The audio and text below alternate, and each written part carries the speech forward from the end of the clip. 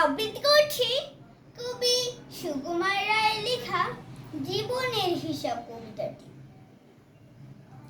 বৃদ্ধে বোঝায় বাবু মশাই চড়ে শখের বোটে, মাঝির কন বলতে পারিস সত্যি কেন ওঠে, চারটে কেন বাড়ি কমে, জোয়ার কেন আসে। বৃদ্ধ মাঝি অবাক হয়ে ফেল ফেলে হাসে।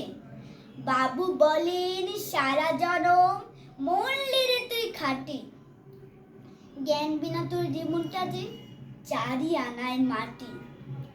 খানিক বাদে কহেন বাবু বলতো থেকে ভেবে, নদীর ধারে কেমনে আসে পাহাড় হতে নেবে।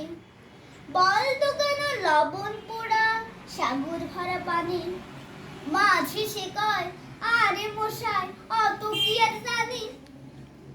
বাবু বলেন এই বয়সে জানিস নিও তাকে, জীবনটাও তো নেহাত খেলো অষ্ট আনায় ফাঁকি। আবার ভেবে কহিন বাবু বল তোর বুড়ো কেন এমন নীল দেখা যায় আকাশের ওই চূড়ো।